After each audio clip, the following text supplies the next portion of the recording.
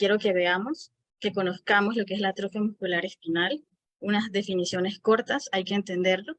Vamos a hablar un poquito de genética, porque sí, para entender cómo hace y cómo funciona, hay que saber de dónde viene y cómo se produce. El compromiso respiratorio, que creo que es la parte que nos compete y el eslabón para el tratamiento de estos pacientes. Un poquito de la evaluación de la función pulmonar, pues es la base dependiendo del tipo de atrofia muscular espinal que tengamos. Dependiendo de eso, ahí nos desarrollamos, ahí nos manejamos. El manejo respiratorio, clave. Y al final, como les dije, nuestros pininos en lo que es tratar de rehabilitar a un paciente con atrofia muscular espinal tipo 1 en Panamá. No quería empezar sin antes mostrarles un poquito de la belleza y de la riqueza natural que tiene nuestro país. Quiero alentarlos a que vengan, a que visiten. Esta imagen es de una hermosa playa, se llama Isla de Coiba, es un parque y bueno, además de flora, tenemos una fauna diversa, ballenas, delfines, tortugas. Sean bienvenidos a Panamá, deleítense con esta imagen y los esperamos. Será un placer tenerlos por acá. Vamos. ¿Qué es la atrofia muscular espinal? La atrofia es una enfermedad degenerativa, es de herencia autosómica y ocasiona una muerte progresiva debido a las motoneuronas originadas en la médula espinal que no se desarrollan de forma correcta o simplemente hay ausencia o disminución de alguna de ellas. Actualmente esta es la enfermedad que más mortalidad tiene, pero es la segunda después de la fibrosis quística, tiene una incidencia de 1 en 10.000. Esto es importante saberlo, porque no podemos ser ajenos a que es un problema que lastimosamente, hablándolo acá desde mi región, desde mi país, no lo hemos atacado de la forma más correcta. Me estoy dirigiendo solamente a nivel respiratorio. Médicamente se hacen los diagnósticos, se intenta el tratamiento. Es un equipo multidisciplinario súper fuerte, pero hemos tenido la carencia y la debilidad en el manejo respiratorio en lo que respecta a este tipo de enfermedades neuromusculares. No solo me refiero a esta, sino en la gran variedad de ellas. Que lo que estamos intentando hacer con estos pininos es involucrarnos un poco más, hacer saber que el terapeuta respiratorio tiene un papel fundamental y que no solamente a punta de terapia génica que ahora hay, terapia médica o física, sino que estos pacientes al final, todas, absolutamente todas sus complicaciones y lo que les va a llevar a la muerte son por causas respiratorias. Entonces, el tema fue perfecto. Los retos del terapeuta respiratorio ante la atrofia muscular espinal. Creo que el primer reto es atrevernos, es saber, conocer que tenemos una debilidad y buscar la forma de atacarlo. Acá no somos expertos, sí tenemos una población para hacerlo. Tenemos una población que se ha visto afectada lastimosamente, que actualmente tienen 6, 7 años, y son 6 y 7 años que han sido manejados en ventilación mecánica invasiva. Nunca se dio la oportunidad de implementarlos o de manejarlos en una ventilación no invasiva, que es lo que actualmente se recomienda. Entonces, esos son nuestros retos. Atrevernos, conocer, estudiar, leer, actualizarnos, avanzar y saber que de verdad nuestra labor y nuestra función está ahí. Hay un motivo y hay que atacarlo y no dejar que estos pacientes simplemente evolucionen a una traqueostomía y a ventilación invasiva y teniendo todas las repercusiones multifactoriales, multiorgánicas que tiene esta enfermedad. Vamos a ver un poquito de lo que son los tipos clínicos de atrofia muscular espinal. Tenemos una atrofia muscular tipo 0. Esta es de inicio prenatal. Sus síntomas van a darse desde el nacimiento del paciente. La tipo 1 que se presenta de 3 a 6 meses. Estos pacientes tienen debilidad muscular total. Ellos no pueden sentarse. Los de tipo 2 que se inician entre los 6 y 18 meses. Estos pacientes sí pueden sentarse con dificultad. Los de tipo 3, de inicio posterior a los 18 meses, ellos sí van a tener dificultades para caminar. Tipo 4, que se da en la vida adulta, ellos sí tienen un periodo de avance más largo, más prolongado, y sus debilidades musculares empiezan en la vida adulta. Es importante conocer los tipos de AME, pues el tratamiento va dirigido según el nivel en el que el paciente se encuentra. El manejo respiratorio y el manejo ventilatorio. Todo va dirigido según el tipo. Algo de genética. Como les mencionaba, esta es una enfermedad que se da a nivel de una motoneurona de supervivencia. Eso es lo que significa SMN, la base. Esa motoneurona de supervivencia tiene replicaciones o delecciones que no se dan en el cromosoma 5, 6 y 7. Esas distribuciones de la motoneurona de supervivencia serían la motoneurona de supervivencia 1 y la 2. Dependiendo de qué tanta cantidad de motoneurona 1 o 2 tenga en el cuerpo, va a ser reflejado o representada en el tipo o en la severidad de la atrofia muscular del paciente. Entre más motoneuronas de supervivencia tipo 2 tenga nuestro paciente, menores complicaciones va a tener. Entre menos tenga, va a ser más grave. Hay momentos en el que se trata de compensar ese tipo de motoneuronas, pero lastimosamente no se puede. Y la terapia farmacológica que se da actualmente va dirigida a esto, a tratar de replicar un poco más para que la secuencia y las conexiones entre las motoneuronas se puedan dar y puedan llegar hasta el músculo por medio de la motoneurona inferior. Vamos a hablar un poquito de lo que es el compromiso respiratorio. Aquí vamos a ver que, como les mencionaba hace un rato, la AME es de causa multifactorial y hay muchos mecanismos en lo que se involucra. Primero, a nivel respiratorio, hay un desbalance entre la contractilidad diafragmática y la extensibilidad de la caja torácica. Y eso va a favorecer, como lo vemos en la imagen, un tórax acampanado y la depresión external, o en todo caso, un pectus excavatum. Los músculos respiratorios están tan comprometidos. Entonces, dependiendo del tipo de AME, vamos a ver el estado entonces de los músculos inspiratorios, de los músculos expiratorios y los vulvares, que prácticamente son como los pilares en los que él se ve comprometido a nivel de la deglución y a nivel de la musculatura inspiratoria y expiratoria.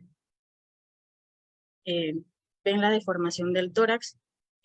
Todas estas deformaciones se dan por la pérdida del volumen, de la capacidad vital en el paciente, y esas retracciones elásticas que no se dan, la pérdida del estímulo de la tos, también involucra este tipo de deformidad porque no tiene un mecanismo de defensa el paciente para poder protegerse. En lo de la evaluación de la función respiratoria, vamos a tener 4 tipos. Lo dividí de esta forma para que lo veamos un poco más sencillo. Lo que es la tos, la fuerza de los músculos respiratorios, la función pulmonar, que es súper importante para la evaluación, el mantenimiento del paciente, y los trastornos respiratorios del sueño.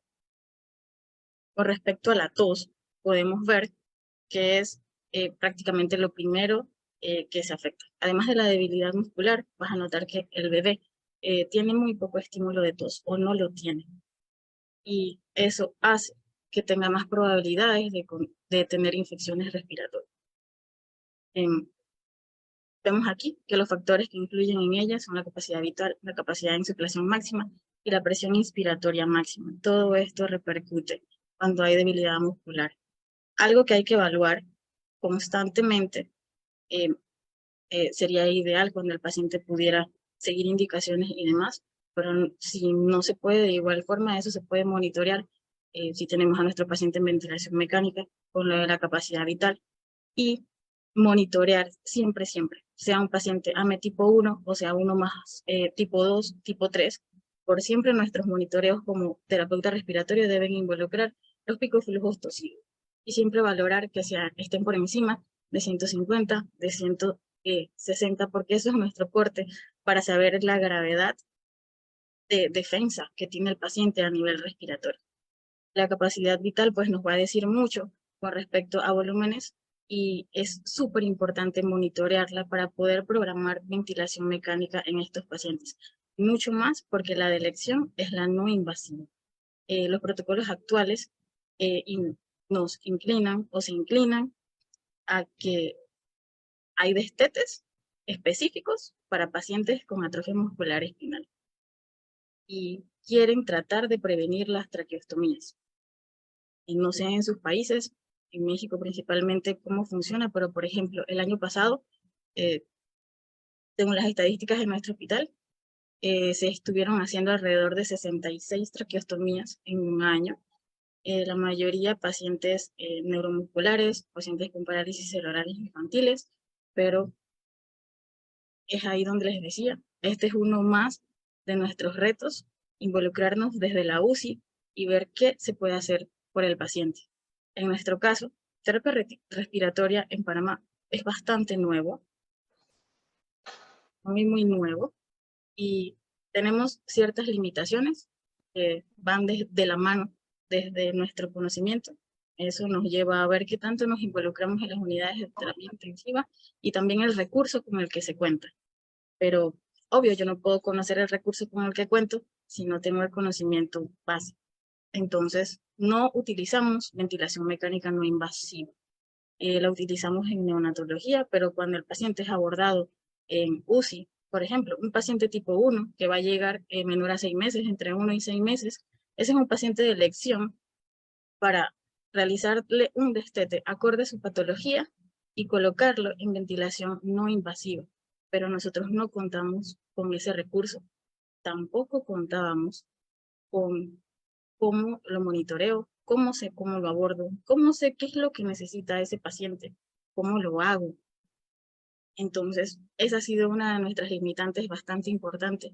Además de la cantidad de personal también, eh, no es una excusa, pero es un factor que repercute de forma muy importante.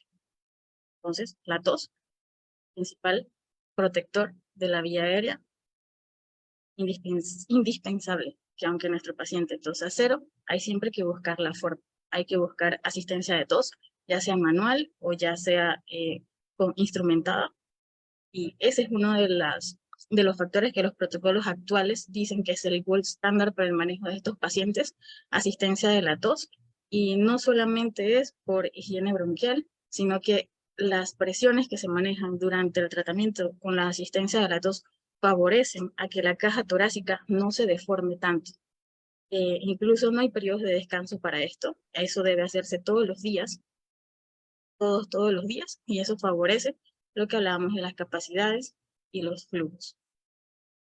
Con respecto a la función pulmonar, justamente lo que les estaba diciendo, la capacidad es un buen indicador de avance de la enfermedad y de necesidad de ventilación no invasiva. Ahí podemos monitorear si nuestro paciente de verdad en ese proceso de destete podemos llevarlo a una ventilación no invasiva o si definitivamente debemos arrastrar a ese paciente a que llegue a un nivel de traqueostomía y mantenerlo en otro modo ventilatorio. Pues una diferencia en ella de 20% o 30% se podría permitir, es una evidencia de disfunción diafragmática. Claro que predice un mayor riesgo de infecciones respiratorias. Con respecto a la fuerza de los músculos respiratorios, debe ser medido, debe ser evaluado por medio de la PIMAX y la PEMAX. Estas vamos a realizarlas, si es la PIMAX, desde volumen residual, y si es la PEMAX, desde la capacidad pulmonar total. De no tenerla, podemos hacer una medición inspiratoria nasal máxima, podemos hacer un sniff, y que es la medición de la presión generada por la nariz al realizar una inhalación forzada desde la capacidad residual funcional. Esto no requiere coordinación, no participa musculatura facial, no hay componentes agregados ni nada eh, que limite la medición. Entonces simplemente hay que buscar la forma. Nosotros no contamos tampoco acá para medir Pmax y Tmax, pero buscamos la forma siempre de obtener resultados objetivos y que no sea solamente la clínica, aunque para la AME tipo 1, la clínica es lo que va a predominar. Y es mucho más difícil obtener o realizarle pruebas que involucren algún tipo de colaboración al paciente cuando sabemos que son pacientes muy pequeños. Obviamente ayudarnos y facilitarnos de las herramientas que posee el ventilador mecánico y buscar la forma de obtener mediciones objetivas de esa manera. Con respecto a los trastornos respiratorios del sueño, tenemos aquí nuestro gold standard, que es la polisomnografía. Ahí hay que evaluar fragmentación del sueño, la hipopsia y la hipercapnia. Es súper importante porque hay que monitorear episodios de apnea, hipopneas o si el paciente tiene algún nivel de hipoventilación alveolar. Es indispensable, eso mejora muchísimo. Hay estudios que demuestran que al realizar la polisomnografía y detectar episodios de hipoventilación o algún tipo de trastorno, la instauración de la ventilación no invasiva favorece la calidad de vida del paciente. Si es un AME tipo 2, tipo 3, ayuda muchísimo, muchísimo a instaurarle apenas nos demos cuenta de que ese paciente está presentando eventos durante el sueño. Aquí les traje un diagrama para que veamos qué hacer en las situaciones, por lo menos si tenemos debilidad muscular vulvar, eso nos va a llevar a un síndrome aspirativo. Eso involucra una alteración, ventilación, perfusión y nos va a llevar obviamente a una hipoxemia. Si hay debilidad de músculos expiratorios, vamos a tener hipoventilación nocturna. Ahí podríamos tratarlo con asistente de tos. Eso favorecería. Por eso les decía que la asistencia de la tos es el gold standard y no solamente para manejo de las secreciones, sino para fortalecimiento de la caja torácica y de la musculatura. Eso, al tener hipoventilación nocturna, nos lleva a una tos inefectiva y a menor eliminación de secreciones, lo que nos va a dar como consecuencia atelectasias y neumonías. Y eso nos lleva inmediatamente a las otras consecuencias que involucraban la debilidad muscular vulvar. Si es a nivel de músculos inspiratorios, tenemos diferentes repercusiones, la disminución de los suspiros, la capacidad vital, el volumen pulmonar, también hay taquipnea. Eso hace que haya menor distensibilidad en la caja torácica. Allí nos hacen el énfasis nuevamente de la asistencia de la tos y la instauración de la ventilación no invasiva.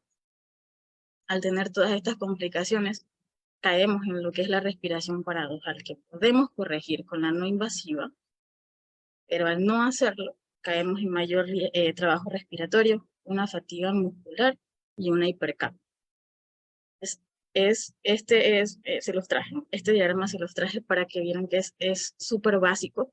Tengo un problema, ¿qué me provoca ese problema? Pero entonces, ¿qué hago? ¿Cómo lo ataco? Es súper sencillo, porque al final son maniobras que están comprobadas, que están estandarizadas, que todos los protocolos de manejo respiratorio para el ataque muscular espinal nos llevan a eso, a fortalecimiento de la musculatura respiratoria. Sí, sí, sí, asistencia de la tos, siempre asistencia de la tos y ventilación no invasiva. Con respecto al manejo respiratorio, no podemos pensar nada más que el único importante aquí es el terapeuta respiratorio. Eso sería un completo y grandísimo error.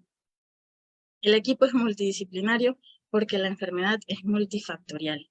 Les traje una pirámide y está súper, muy resumida con respecto a quiénes son los protagonistas de esta historia. Tengo aquí al neurólogo, al terapeuta ocupacional. El neurólogo es quien de la mano con el pediatra van a estar dando el diagnóstico de la atrofia muscular espinal. El terapeuta ocupacional y el terapeuta físico son parte de ese engranaje fundamental, porque no es solamente pensar en musculatura respiratoria, sino que hay que pensar en ese paciente de una forma integral.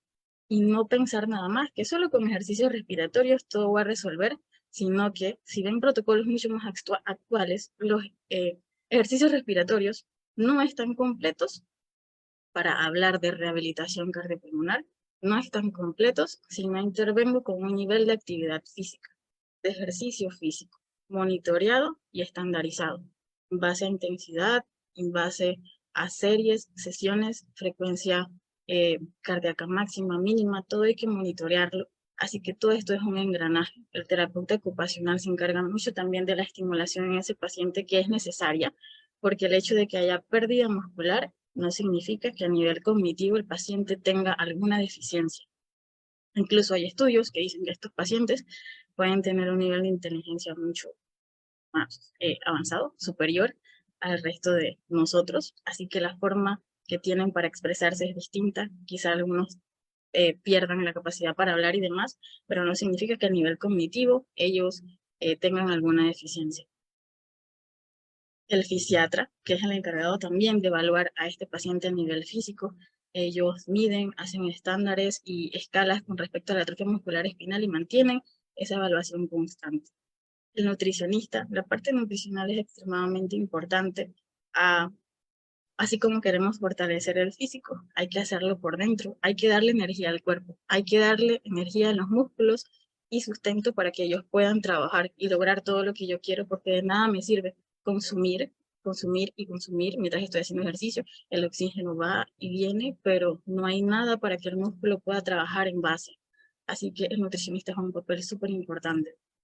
Y obviamente el neumólogo, el terapeuta respiratorio, en base a lo que es tratamiento, diagnóstico, con lo de los trastornos del sueño, el neumólogo es quien iría en esa parte. Se me escapan muchos otros más profesionales, se los hice súper resumido, pero al final todos en ese hospital tienen una colaboración importante. No, no colocar a la enfermera, esa es una base, ese cuidado integral 24/7, ahí al pie del paciente. Ella es quien identifica los problemas en el momento, te los hace saber al resto del equipo y demás. Así que no piensen en que como la atrofia muscular espinal es un sinónimo de que la debilidad es respiratoria o mueren por complicaciones respiratorias, no hay nada más que ver, todo lo contrario, no vas a trabajar bien jamás o no vas a sacar a ese paciente a ventilación no invasiva si no involucras al resto de los profesionales que necesitas. Ese es otro de nuestros retos, no pensar en solitario, no ser entes individualistas y saber que nuestra función es importante, pero no es lo que suficiente el paciente necesita. Necesita más, necesita de todo si lo quieres hacer bien, si lo quieres hacer integral, si quieres sacarlo del ventilador mecánico o solamente avanzarlo, si quieres fortalecer su calidad de vida, necesitas colocarte en la cabeza el chip de que no lo puedes hacer solo, de que necesitas ayuda. Y todos estos personajes son extremadamente importantes. A nivel de lo que es el manejo preventivo, les traje esta tablita, que son recomendaciones basadas en el diagnóstico para la rehabilitación de los pacientes con AME. Aquí hacen discriminación en lo que es la AME tipo 1, 2 y 3 solamente. Dicen que hay que evaluar a medida que hago el diagnóstico cuáles son las prioridades a evaluar según el tipo clínico de AME. Allí nos vamos a dar cuenta que por lo menos para la AME tipo 3, si ven, el tratamiento y la evaluación para él es menor, pero es porque hablamos ya hace un momento que la repercusión que tiene el paciente va a ir disminuyendo porque este pacientito tiene más motoneuronas de supervivencia que los de AMI tipo 1. Entonces, hay que trabajarlo según la clínica del paciente. Les estoy dando las referencias que están buenísimas de los artículos para que puedan revisarlo con mayor profundidad y con sus equipos de trabajo en el hospital. Les dejo estas otras 4 referencias que son súper importantes, porque si ven, no he profundizado en el manejo ventilatorio todavía, por lo menos en los archivos de pediatría de Uruguay. Aquí les dejo las recomendaciones para el manejo respiratorio de los pacientes con atrofia muscular. Estas recomendaciones están basadas en los protocolos de VAC para el destete ventilatorio de los pacientes con atrofia muscular espinal. Él hace mucho énfasis en la tipo 1, que es la más severa, de cómo hacerlo, qué es lo que hay que tomar en consideración para yo poder sacar a ese paciente del ventilador mecánico para hacerlo de la forma correcta, como lo estábamos hablando hace un momento. Entonces, léanselo, está muy bueno. Ese estudio eh, sigue siendo debatido, sigue siendo comentado, sigue siendo reproducido, pero es porque conforme pasa el tiempo nos damos cuenta de que tiene toda la razón en ese protocolo de destete para la extubación. Bueno, los otros 4 que complementan un poco más son protocolos, el manejo de la atrofia muscular espinal de GAP, les va a dar una guía bastante completa según las funciones de ese equipo multidisciplinario para atacar cada parte que necesita nuestro pacientito con atrofia muscular espinal. Ahora quiero presentarles, en la agenda les dije que les iba a presentar algo, un caso pequeño sobre la atrofia muscular espinal. Es algo que hemos estado trabajando desde el año pasado en el hospital. Como les dije, son nuestros pininos en Panamá. Rehabilitación rehabilitación pulmonar tomó su fuerza después de la pandemia. Como tal, no tenemos formación específica en rehabilitación, pero mis colegas, los que lo hacen en este momento, han tomado la iniciativa de salir del país, buscar apoyo, que fue el primer reto que teníamos, aceptar de que teníamos una deficiencia, teníamos una debilidad. Así que ellos han tomado ese reto, lo han hecho suyo y han buscado por fuera la forma de instruirse para hacer rehabilitación. Porque no es lo mismo tratar de resolver una atelectasia en el intensivo a rehabilitar a un paciente. Como les dije, tienen componentes totalmente distintos. Así que se ha empezado a hacer después de la pandemia. Nosotros en el Hospital del Niño no rehabilitábamos a nadie. Simplemente, como les decía, manejábamos atelectasias, hacíamos higiene bronquial, pero rehabilitación como tal no se había hecho nunca. Quizá lo que les voy a presentar no cumpla con todos los criterios de rehabilitación, pero como les dije, son nuestros pininos, nos hemos ido basando poco a poco en las últimas referencias, todas las que les mostré están desde el 2018 hacia acá, y hemos intentado hacerlo de la forma más correcta según las revisiones científicas. A pesar de eso, obviamente cometemos errores, en el camino los vamos tratando de solucionar, pero lo mejor de la presentación de este caso es que no tienen idea de la cantidad de personas que están detrás, la cantidad de personas que tienen ganas de que estos niños salgan adelante. Así que se los voy a presentar. Esta es una atrofia muscular tipo 1. Nuestro pacientito, cuando fue a hospitalizarse, era un niño de 7 meses. Él acudía con historia de un día de evolución de tos seca, no sinusante, esporádica, asociada a fiebre no cuantificada y manejada en casa con acetaminofén. Por la persistencia de la fiebre y el aumento de ese patrón respiratorio, lo trajeron al cuarto de urgencias de mi hospital. A ese ingreso lo diagnosticaron con bronquiolitis aguda moderada. Eso fue en 2021.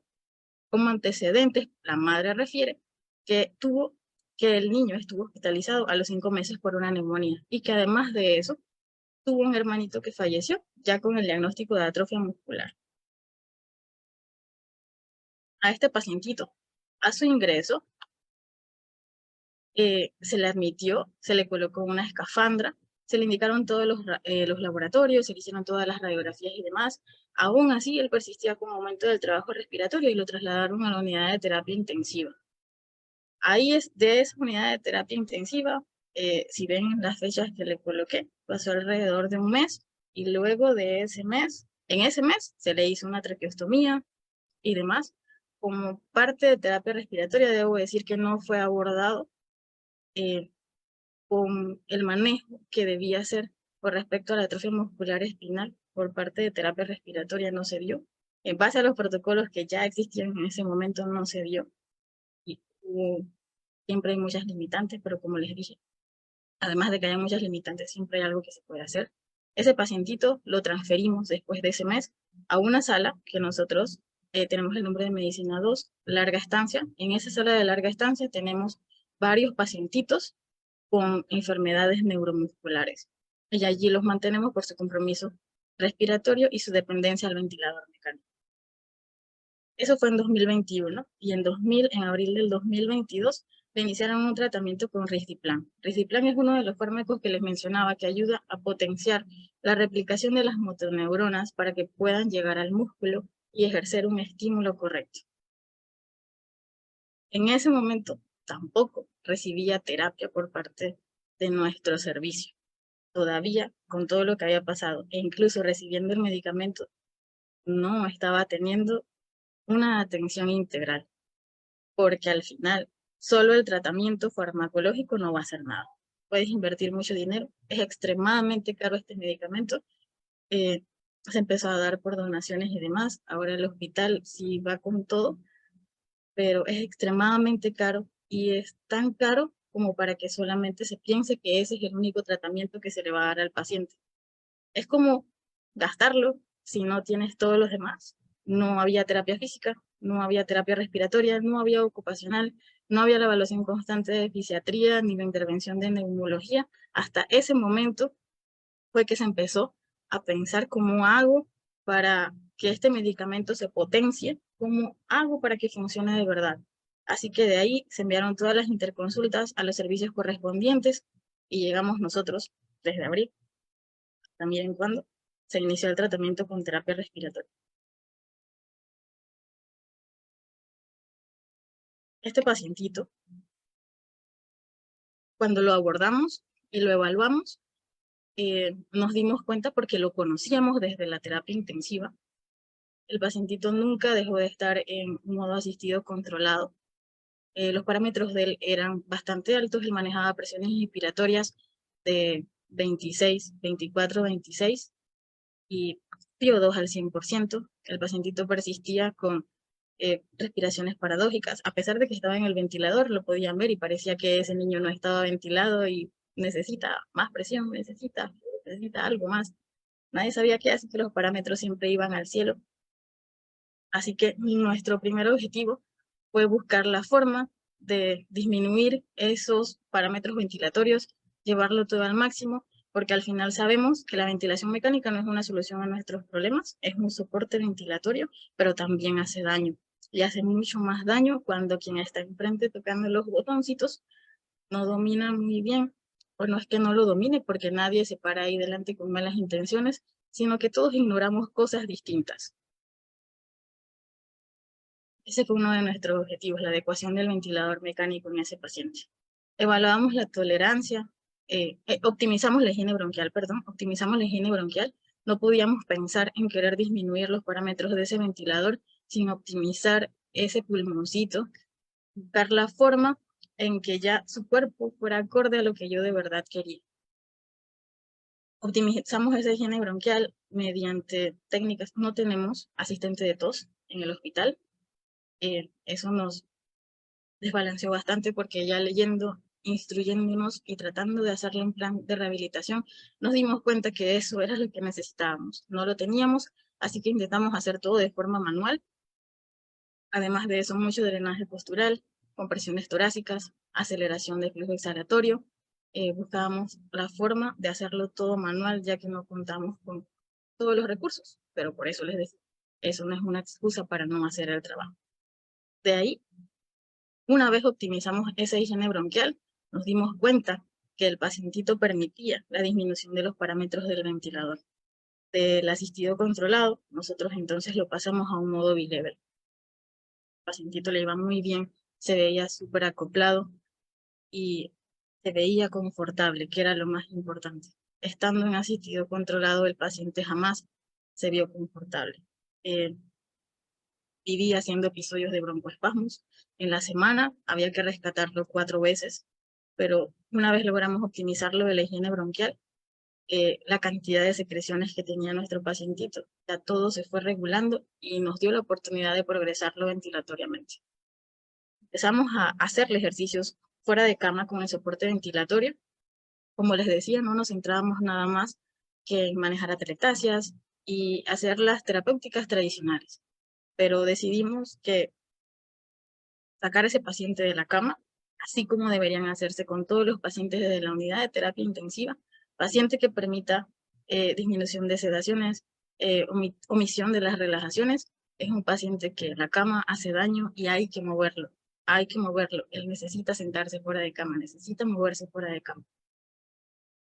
No hay limitantes para esa movilización, no hay limitantes. Así que nosotros decidimos sacarlo de esa camita, hacíamos ejercicios de relajación, estiramientos fuera de la cama y posteriormente llegó, según nuestra evaluación, nos dio la oportunidad de hacerlo sin soporte ventilatorio. El pacientito, una vez trabajábamos patrón respiratorio y demás, nos permitió hacer los ejercicios según la intensidad que le programábamos y demás, sin el soporte ventilatorio, respirando de forma espontánea. Al haber logrado eso, una modificación de su patrón respiratorio y la tolerancia a la disminución de los parámetros del ventilador y demás, decidimos alternarlo en el bilevel y en un CPAP con presión soporte. De ese alternado llegó un momento en que lo pasamos a máscara de traqueostomía. Ahí nos hemos dado cuenta de que esa colocación en la máscara de traqueostomía no nos podemos confiar del todo de ella, porque para estar seguros de que mi paciente está bien en la máscara de traqueostomía necesitamos hacer mediciones de CO2. Lo ideal y maravilloso sería SC2 pudiera ser transcutáneo y monitorear, porque si hay algo que todavía no sabemos es la presencia de hipoventilación alveolar en este paciente en especial en que les estoy presentando. Y miren el tiempo que ya ha pasado. Así que es contradictorio. Todavía lo estamos evaluando, esa parte de la colocación en la máscara de la traqueostomía. Pero el pacientito se mantiene en CPAP precioso. Para lograr lo que les conté hace un momento y dejarlo en CPAP después de que estaba en asistido controlado con presiones super altas y FIO2 al 100%, nosotros necesitábamos monitorear signos vitales. Mientras hacíamos los ejercicios, valorábamos la frecuencia respiratoria en el ventilador, mientras él estaba en el CPAP y mientras lo teníamos haciendo los ejercicios de forma espontánea. En el ventilador, valorar y graduar la intensidad del ejercicio, el monitoreo de los volúmenes. Estos pacientitos hay que manejarlos con volúmenes altos, entre 8 y 10 ml por kilogramo. Incluso artículos hacen referencia a que se puede manejar mucho más, de 12 a 14, pero con el objetivo de mantener la forma de la caja torácica. Porque sí, las presiones hacen daño, pero la fisiología y la anatomía de estos pacientes con AME es bastante distinta, así que ellos necesitan un poco más. Y para restringir o limitar la progresión de esa deformación de la caja torácica, hay que monitorear los volúmenes y darle al paciente lo que necesita. Como no teníamos para medir, como les decía, objetivamente este paciente, lo que se nos ocurrió fue hacer mediciones de P01 para saber si él tenía esfuerzos de verdad, y si los tenía, con el pasar de los meses, decidimos preguntarle a las pediatras si ellas nos daban la oportunidad de solicitar un ultrasonido diafragmático, porque veíamos que había, el tono estaba algo disminuido de un lado en el pacientito. Y queríamos saber si en los momentos en los que hacía taquipnea y demás, o en los que se veía cansado, tenía algo que ver con su función diafragmática. Logramos hacerle el ultrasonido, por eso les digo que el equipo multidisciplinario es extremadamente importante. Todo se basa en hablar, en conversar en pro del paciente, pero para hablar y conversar hay que conocer. Entonces, hicimos un ultrasonido diafragmático y allí apareció que tiene una ligera debilidad en el hemidiafragma derecho. Era justamente lo que veíamos, porque nuestras compañeras de terapia física también notaron que a nivel de la movilidad del miembro superior y miembro inferior tenía disminución de ese lado. Así que todavía estamos evaluando. Incluso los médicos solicitaron una resonancia para ver si hay algo central que repercute en esa debilidad en el lado derecho. Pero todavía estamos trabajando en eso. A pesar de eso, se le hizo la medición de la movilidad diafragmática y demás, y en el diafragma izquierdo tiene un 70%, y para evaluar disfunción el corte es de 20. En el derecho sí está bastante limitado, pero estamos trabajando en eso y vamos a ver qué pasa con la resonancia. También es que este fue el primer ultrasonido diafragmático que se le hizo a este paciente, ya teniendo 2 años de edad. Actualmente nuestro pacientito tiene 2 años de edad. Fue el primer ultrasonido que se le hizo. Entonces, sí, todo el proceso ha sido tarde. Eso repercute mucho en qué tanto vamos a poder lograr con él, pero no significa que sea una limitante, no significa que no se puedan intentar seguir tratando. Dentro del monitoreo, como les mencionaba, vimos que en inicio él manejaba presiones en la vía aérea de 13, pasamos a 8. Los volúmenes se mantenían estables, están más o menos a 10 ml por kilogramo. Las frecuencias respiratorias disminuyeron. En los modos espontáneos ya manejamos entre 35 y 40, o incluso menos cuando está súper relajado y hacemos una súper terapia. Nuestro patrón respiratorio bajó acorde a la patología. Sí, la caja torácica, porque la cajita torácica de este paciente está totalmente asimétrica, tal cual la imagen que les mostré al inicio, está totalmente asimétrica. Así que no podemos esperar que respire como tú o como yo. Así que hay que aprender a conocer al paciente. Tampoco es que hoy yo llegué y hoy yo quiero hacerle algo, sino que hay que aprender a conocerlo. Hay que saber qué es lo que necesita. Él no va a hablar, no te lo va a decir, pero con el tratar hay que verlo. Y tenemos una herramienta súper importante, y si el ventilador nos da tantos datos, ¿por qué no usarlos? Así que Tenemos un patrón respiratorio acorde a la patología, no presenta tiraje, no presenta retracciones, está súper bien. Los broncoespasmos que le mencionaba hace un momento, 4 rescates por semana, pasamos a 0. Desde que terapia respiratoria empezó con él, el paciente no se ha rescatado, no se ha vuelto a rescatar. Él se olvidó de su salbutamol. Y el incremento de la tolerancia al ejercicio sin soporte ventilatorio. Todos nuestros ejercicios, nuestras sesiones están programadas para durar máximo 30 minutos, porque intentamos hacerlo todos los días y sus días de descanso son sábado y domingo, y los hacemos sin soporte ventilatorio. Aquí les traigo unas imágenes. Estamos utilizando también con el ejercicio con balón terapéutico. Quiero mostrarles lo que les decía con respecto al patrón respiratorio del paciente. Pero intentamos fuertemente trabajar con él, eso desde el inicio. Eso era lo que más nos preocupaba, el patrón respiratorio. Intentamos modificarlo con los ejercicios con el balón terapéutico.